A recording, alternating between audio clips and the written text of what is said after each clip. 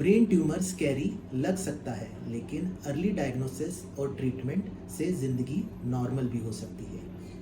आज के इस वीडियो में मैं बताऊंगा कि ब्रेन ट्यूमर क्या होता है, उसके क्या लक्षण होते हैं, उसके ट्रीटमेंट ऑप्शंस क्या है, उसका सक्सेस रेट क्या है और उसके रिकवरी में कितना टाइम लगता है। ट्यूमर मतलब एबनॉर्मल ग्रोथ ऑफ सेल्स, और जब ये एबनॉर्मल ग्रोथ हमारे ब्रेन में होती है तो हम उसको ब्रेन ट्यूमर कहते हैं। ब्रेन ट्यूमर्स दो तरह के होते हैं।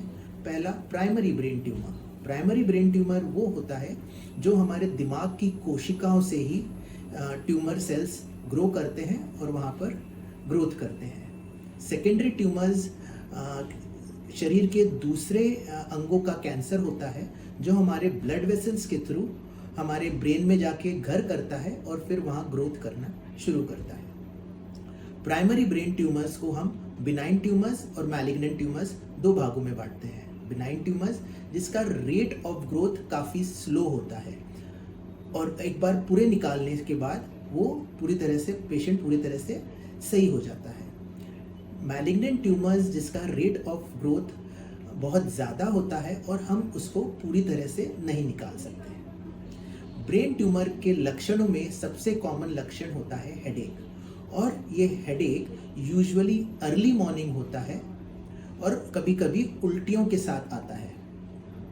इसके अलावा आँखों से धुंधला दिखना, आँखों की रोशनी चले जाना, आँखों से दो दो दिखना, memory loss, confusion, loss of personality, latrine पेशाब का कंट्रोल चला जाना, हाथों पैरों में वीकनेस आ जाना, बोलने सोचने समझने में दिक्कत आना, मिर्गी का दौरा आना कॉमन है। जहाँ तक ट्रीटमेंट का सवाल है, surgery is the primary treatment for brain tumours.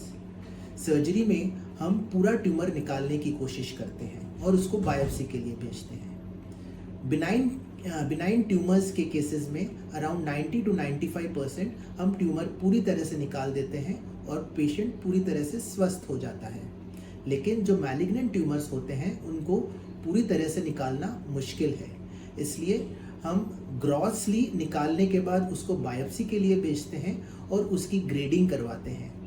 Grade 1 में हमें केवल ऑब्जर्वेशन करना होता है, बजाय ग्रेड 2 और ग्रेड 3 ट्यूमर्स में हमें रेडिएशन और कीमोथेरेपी की भी ज़रूरत पड़ती है। जो सक्सेस रेट की बात है, बिनाइन ट्यूमर्स में जो सक्सेस रेट है वो अराउंड 90 to 95% है, लेकिन अगर मैलिग्नेंट ट्यूमर्स हुआ तो उसके रिकरेंस के चांसेस काफ़ी होते हैं, जिसके लिए हम कीमोथेरेपी और रेडिएशन की मदद लेते हैं। जहाँ तक रिकवरी की बात है, ब्रेन ट्यूमर के ऑपरेशन में औसतन 5 से 7 दिन का एडमिशन रखता है। 7 दिन बाद हम पेशेंट को डिस्चार्ज कर देते हैं और हम उसको फॉलोअप के लिए बुलाते हैं। पेशेंट अपनी नॉर्मल कार्यवाही और नॉर्मल ज़िंदगी 15 से 21 दिन में वापस शुरू कर सकता है। ब्रेन ट्यूमर का कॉस्ट डिपेंड करता है कि हम पेशेंट को कौन से हॉस्पिटल में ऑपरेट करा रहे हैं, किस डॉक्टर से ऑपरेट करा रहे हैं, किस रूम कैटेगरी के हिसाब से ऑपरेट करा रहे हैं। औसतन ब्रेन ट्यूमर का कॉस्ट छोटे अस्पताल में 3 से 3.5 लाख और बड़े अस्पताल में 5 से 5.5 लाख के आसपास होता है। Thank you.